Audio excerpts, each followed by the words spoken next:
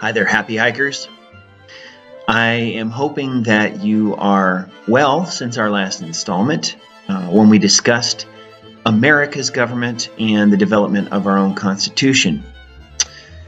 In this second part, we're going to continue going to the rest of the world, and especially during this unit, I'm hoping that you will be able to compare and contrast. It's a very important skill. As we learn new things, we have to be able to take what's familiar and then learn something new and compare it to what we already know. And so I'm hoping that you'll be able to do that. And I know at first it might seem like I'm trying to force you to learn a new language. Satyagraha, which was the policy of nonviolence that Gandhi promoted, or Swadeshi, which is the policy of doing things yourself and not relying on foreign nations. Well, I'm going to introduce some more new words, but I really am not trying to teach you Hindi, which is the language of India. You can see the relationship. India, Indus River, Hinduism, Hindi, the language. Okay? I'm not trying to teach you Hindi, and I'm not trying to teach you Sanskrit, which is the ancient language that, the writing that we have from India, and probably the most ancient language that we know about. And it's nice to know what Sanskrit is and what Hindi is. The main thing is that you're able to process how these things that are happening in other countries compare to what's happening in our own society. So let's talk about parties. We all like parties, right? Well, when I'm talking about political parties, it probably isn't something that makes everybody excited. Certain people love politics.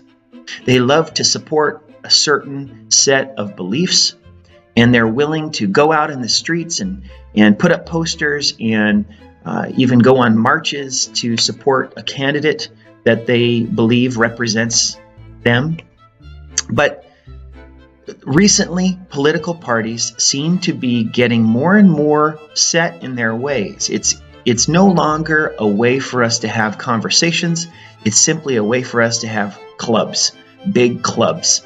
And in two senses of the word, you have a club, which is a group of people that just kind of stick together. But you also have a club where you kind of beat each other up because you just will not listen to the other side. This is democracy, and democracy is messy. In the United States, we have two main parties. We have the Republican Party and the Democratic Party. But that has not always been the case, and you need to know that political parties are not a part of the Constitution. The things that are not in the Constitution that are still traditions in our society are called the unwritten Constitution. It means it's something that everybody assumes is true in our country, but it's really not a part of our Constitution. And political parties is one thing. Another thing that is part of the unwritten Constitution is the idea of the separation of church and state.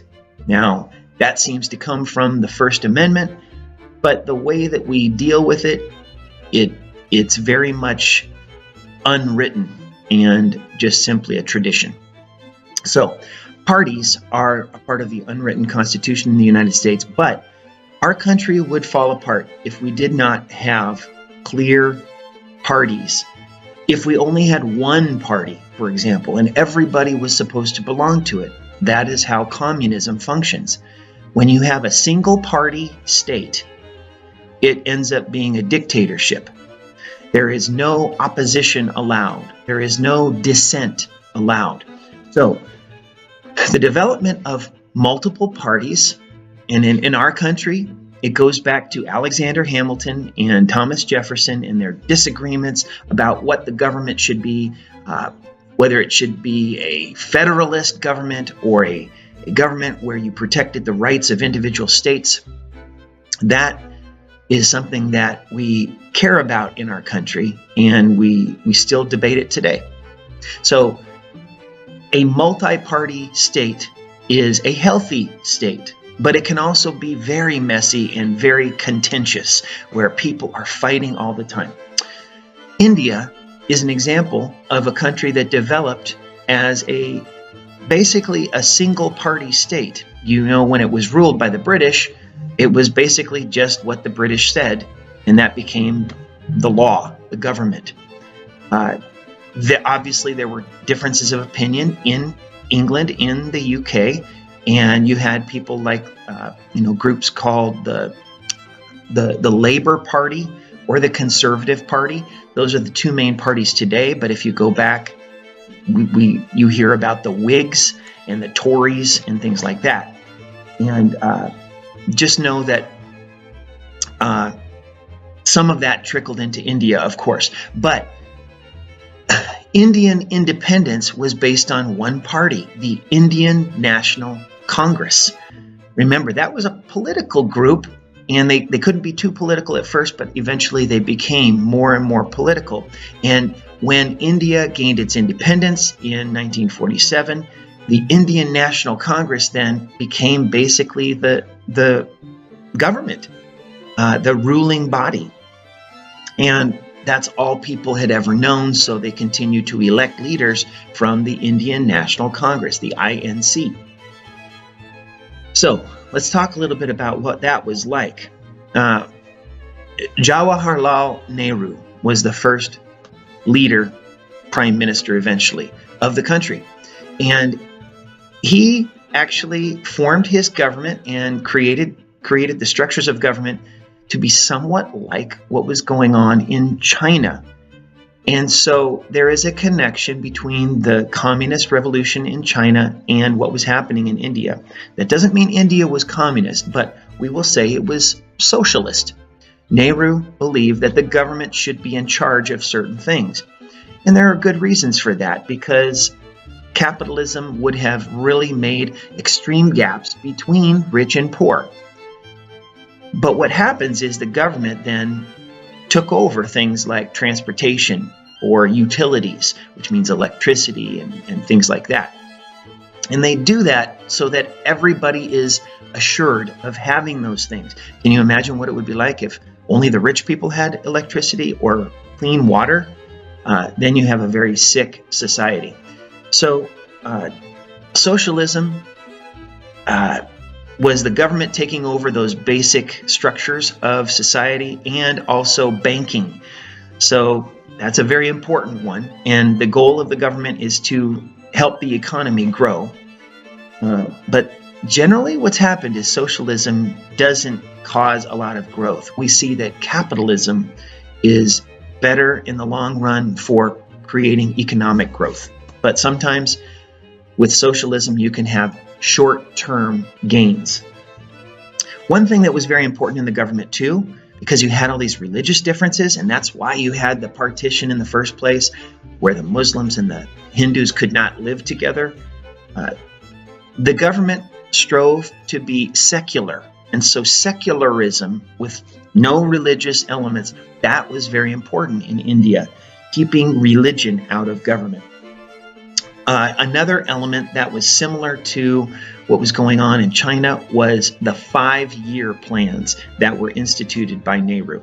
Remember, the 5-year plans, you have 5 years, and then you have a committee that oversees that plan and makes sure that progress happens. And progress did happen, but it was too much government control, and eventually things stagnated, especially by the late 1960s and early 1970s.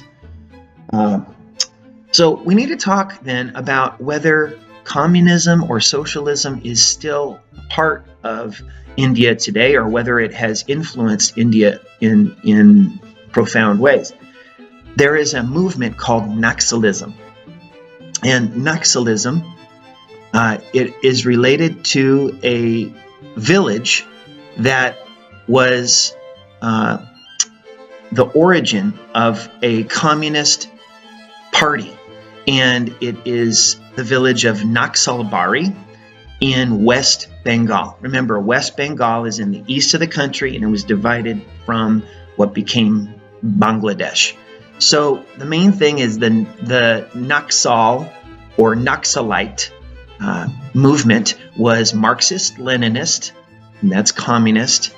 Marxist-Leninism believed that the workers in the factories, they are the most important force to create this revolution in society and to create an equality that couldn't happen through capitalism.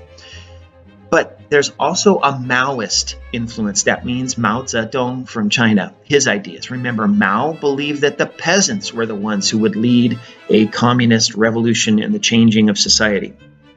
And so basically, this is a movement that became quite strong. And by 1971, you know that Nehru's daughter, Indira Gandhi, no relation to Mahatma Gandhi, she was the prime minister. And remember the emergency time where she took over. Well, before the emergency, she still was able to use what was called President's Rule. And it's like an emergency declaration where she could order the army to do something. And she did that in Operation Steeplechase. It's called Operation Steeplechase. And she sent troops into West Bengal and this village. And she basically arrested 20,000 Naxalites. And so the communist movement was quite strong. 20,000 were accused of being connected to communism. And so even though the government was friendly towards socialism and even influenced by China, they were protective of their own way of life, and they didn't want China to take over India and influence India as its satellite. So that's a quick introduction to the idea of what single party rule could be. But you know, the goal then is to have an opposition, and we will talk about that as I go through the video. But just know that when you have one party, you can have abuses, you can have extreme corruption, and it's not dealt with.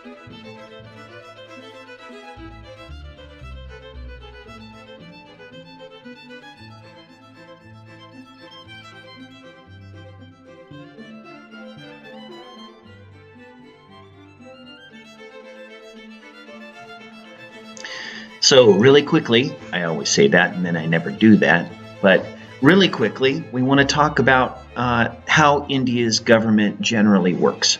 Now, you know, in the United States, we have three branches of government. We have a legislative branch, which is the branch of the people, the executive branch, which runs everything, and we have the judicial branch, which is the referee of the other two. And so in India, they have a legacy from the British Empire. And in 1947, India received its independence, and it was divided, right, into two dominions of the British Commonwealth. This is a way for the UK at that time to describe their colonies, their former colonies. There was a relationship between India and the UK. In fact, at that time, those two were created with a constitutional monarchy. And so King George VI, who was the king in 1947, he was still their monarch, but he didn't control India. And Earl Mountbatten, who we learned about, was kind of the one in charge at first. But the idea that the British had was India was going to make its own choices. By 1950, the Republic of India had been created. That's different from a constitutional monarchy where, you know, you don't have a king anymore, you just have the people. Republic means back to the people. And so that was because a constitution was written and adopted in 1950. And so that is a special day. The Republic Day in India represents that, remembering that change. And since 1950 then, India has been that kind of government. The parliament, though, is still called a parliament. It's not Congress. Remember, Indian National Congress is a party. Don't get confused by that. So parliament in India has two houses. That should sound familiar. There's an upper house and a lower house. That doesn't mean the upper house is richer people, although in Britain, that's how it used to be. You had the House of Lords, who were the people who had all the money and the power inherited, and then the House of Commons, which was supposed to represent the business people and other people who had gained status And basically, it was more democratic as time went on. But like in the United States, the Senate does not have more power than the House of Representatives. And so you have, first of all, this building that they meet in, and it's called the Sansad Bhavan. Okay, I told you I'm not going to try and teach you Hindi, but that's interesting. Sansad Bhavan is actually a building that was designed under the British, but it's based on what was called the Ashoka Chakra. Ashoka is the famous Buddhist leader of India, very revered, and he had monuments placed all over India, all over his empire. And there is a seal that represents Buddhism, and it is a wheel. And wheels are very important in Buddhism. Usually there are 8 spokes representing the eightfold path, or the 4 noble truths of Buddhism. So you have a 4 and an 8 represented in that wheel. It's kind of like a ship's wheel, okay? And so the Sansad Bhavan is this building that's built that way. So the British already were trying to incorporate some Indian culture in the government. And so that building is where the Parliament still meets today. And there are 2 houses, as I said. The upper house is called the Rajya Sabha. The Rajya Sabha is the upper house, kind of like the Senate, and the Lok Sabha.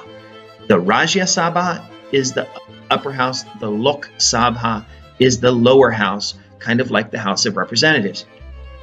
And the Rajya Sabha is like our Senate in the sense that people serve 6-year terms, and there are fewer representatives there, and some of them are chosen like a cabinet. They are chosen to represent different areas of India's society.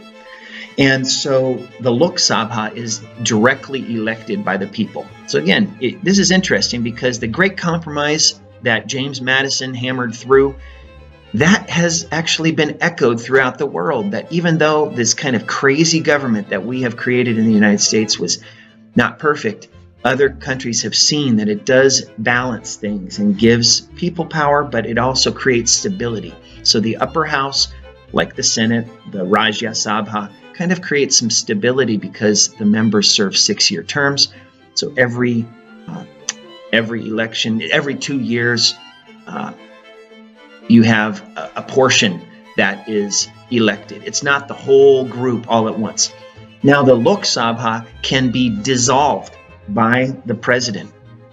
And that is something that we don't have in the United States, but in England, you can do that. You can dissolve a parliament. At least in many countries, you can do that. That doesn't usually happen in fact, I don't think it can anymore in the UK. But in other countries, they can dissolve the whole parliament and call new elections.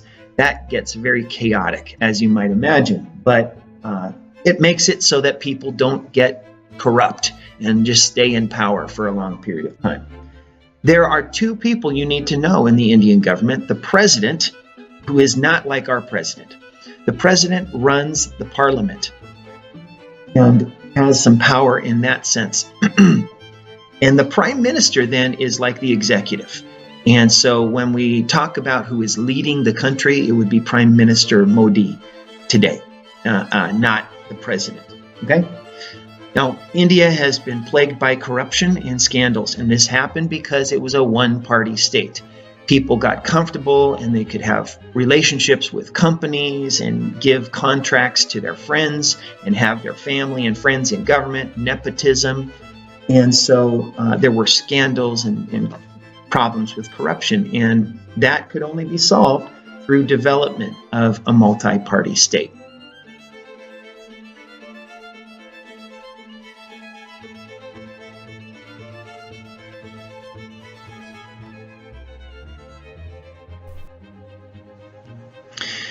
So I want you to remember that at the beginning of this video, we talked about how a multi-party system or a multi-party state is the key to success. It's the key to democracy. Without more than one side, you don't have a choice. And so India it's an example of this. It's a case study in the development of democracy. And at first, the Indian National Congress was really the only party that was ruling. There were other groups, but they didn't have enough strength to overcome the Indian National Congress in an election. Well, one of the other things that needs to happen in a society, if it's going to be a true democracy, is you need to have universal suffrage and universal representation. Now, in the United States, it took us a long time. It took 150 years for the United States to develop a representative. When I say representative, I mean representing everybody. A democracy that represented all the people, including African Americans, including women, and really people would say it was 200 years, from 1776 all the way until 1965, when finally there were guarantees that Black Americans were going to be allowed to vote. So in India, because of Hinduism and the traditions of Hinduism, there is a rigid system of castes, a hierarchy of people in society. And the belief is that these groups have been established because of karma, because of something that those people have done in a previous life, and they have come back, their spirits have been reincarnated. And so that belief is found throughout their society as a result. And the highest caste is called the Brahmin caste. They are kind of the nobles, the ones who are the purest. And the idea is that they must have done great things in a previous life to have that high upper class status. And the lowest group, the ones that really are even beyond everything, are the untouchables. And so what happened was, just like in the United States, we've had racism. In India, you've had casteism, and this has continued even to the present day. There have been many attempts to try to overcome this, and one of them was the creation of this new Republic of India in the Constitution. And Nehru was a believer that something had to be done to change this caste system. And so in the United States, we talk about affirmative action, and this is the idea that different groups, different racial groups in the United States are given consideration when applying for schools or when applying for jobs, that there's a certain sense that, yes, it is your qualifications that are most important, but sometimes a company or a school wants diversity. Now, some people believe that this is just more racism, that even though a white person and a black person may have equal credentials, that a company or a school might choose an African American person simply because they need more African American students or employees. That went to the Supreme Court, and basically the conclusion was, yes, a company or a school can promote diversity in this way, but in the United States, we do not allow a certain number called a quota.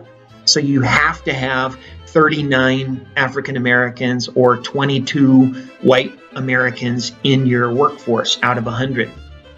So in India, quotas are a part of their way of doing things. And they talk about scheduled castes or scheduled tribes. Scheduled means set aside, set apart. And the idea is the government and different organizations are required to have a certain amount from different castes because of this terrible hierarchy that is established in their society. And the only way to break it in their minds is to require representation for the different castes. So there's also religious conflict. You can imagine there are different religious groups in India, even though Hinduism is very strong. You also have some Buddhism. You have Sikhs who are not Hindus. You have Muslims, of course. So not all Muslims went to Pakistan. Some were still in India. And so you have Islam. You have Sufism. You have different forms of Islam, and you have Jainism. Now, Jainism, again, is not the same as Hinduism. So there are different religious groups, and they don't agree on how society should be led to observe religion. So the freedom of religion that was established through the secular government, it doesn't always translate when you have political parties who have strong religious convictions. It's not that different from the United States. There are political groups in the United States who want to make the government more Christian or some other religion. So there's religious conflict today. One thing that happens, you know that India has what's called Bollywood. And this is because Bombay became the center of their film industry. And so instead of Hollywood, you have Bollywood. And so you have many values promoted through the movies and music of modern India that are not in line with traditional Indian religions. And sometimes there are massive protests when those two things collide. If you know the actor Richard Gere, he actually did something very scandalous. He kissed a woman in India, and there were religious groups that basically wanted him driven out of the country.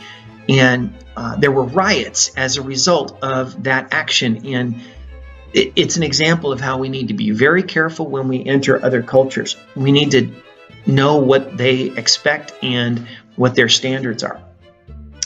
Now, I want to talk about Swadeshi. We have referred to this before. It's the idea that India could be self-reliant, and so they made their own clothing and things like that. They didn't have to import everything. Now, what about India after the war and as they started to be a new country in the post-colonial period? Well, they needed help. And so the United Nations has organizations called the International Monetary Fund and the World Bank. The International Monetary Fund, the IMF, is supposed to help countries control their monetary system so that there isn't a strange imbalance, and they, as a part of the United Nations today, they try to keep things in order. The World Bank, though, has a mission to help countries that are brand new, that need loans. And so it's a progressive idea. The problem is that sometimes countries take a big loan and they can't pay it back because their economy doesn't grow because of famines or war or mismanagement. So this help from outside, it has been a part of India's development, but the Indian people struggle with this because they don't want to be a debtor nation in debt to other countries. One party then that developed, and it's good to have other parties, opposition parties, party that developed in opposition to the Indian National Congress is the BJP. Now the BJP, it stands for, the name stands for, the initial stands for a series of Indian words. The Bharatiya Janata Party. And so the Bharatiya Janata Party, or BJP, I'll just say that from now on, is more conservative. And the Indian National Congress has been seen recently, especially, as more progressive and, at sometimes was favoring socialism, although the Indian National Congress then started to fight with the hardcore communists and socialist leaders who were leading India down a path that was closer to Russia or China. So the BJP has gained strength recently and is currently in power. And so the Prime Minister Modi is a member of the BJP.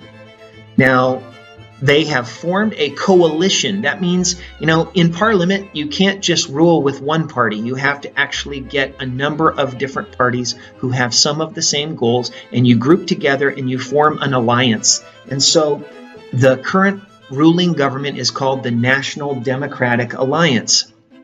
The opposition group, that's a bunch of groups together, is called the United Progressive Alliance, and that includes the INC, the Indian National Congress. Okay, so I know it's complicated, but it's interesting. The current leader of the INC is Rahul Gandhi.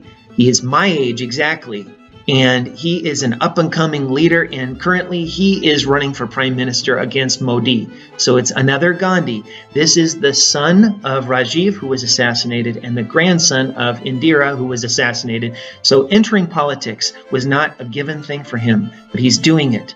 And many people, they are looking to him for new ideas. He is in favor of some of the more progressive, liberal type of ideas. And the BJP, again, represents more conservative ideas.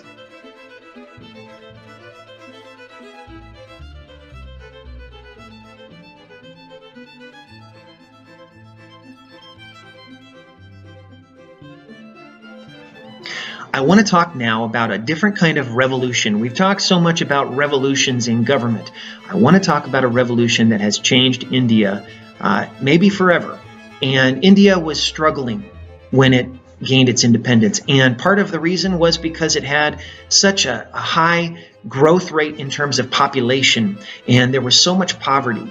And, developing the economy, it was pretty tough. What happened, because this high population is putting a strain on resources, people were starving and there was poverty. There was a green revolution, and that refers to the idea that there was genetically engineered development in food, in different kinds of grains, in rice, but specifically. And the man behind the Green Revolution was Norman Borlaug, and he started gaining some resources and opportunities right at the time that India became a republic and was open to these new ideas. Norman Borlaug started to genetically modify rice, and he used it first in Mexico, which had some of the same problems, a lot of starvation and difficulties feeding the population, and there was great success. Then he used that same technology of genetically modified organisms or food in the Philippines and was able to help that society. And then finally, India was able to use Borlaug's genetically modified rice. It's called IR8. And that type of rice was so successful in India, they were able not only to feed their population, but also to start exporting rice. And this is an amazing thing. And it has created stability. Now, it also created and continued growth in population. And so recently, India has had to decide as a government what they're going to do to promote population control, to keep families from growing. And mainly it's through education and understanding that you cannot have huge families that you cannot feed and support with your income. And so India has accomplished great things. Currently, they are almost ready to overtake China with about 1.4 billion people, and that will continue to rise, but then it will start to decline, and it's seen that it will plateau at about 900 million in 20 or 30 years. And that's really actually a good thing, that countries are getting their population under control, China as well.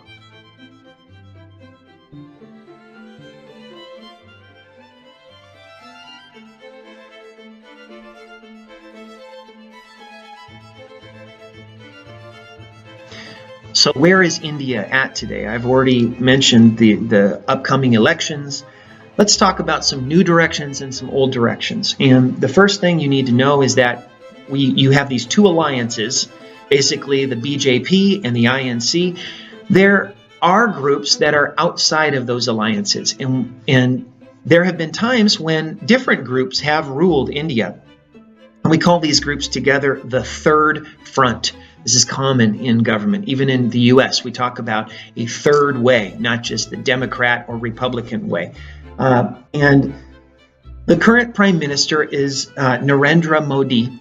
And Prime Minister Modi is apparently very popular. He has liberalized the economy. He has downplayed socialism. He has reached out to other countries, including Russia and China. He is trying to build economic relationships. As a result, the GDP, the gross domestic product for India, it's rising every year at about 7%.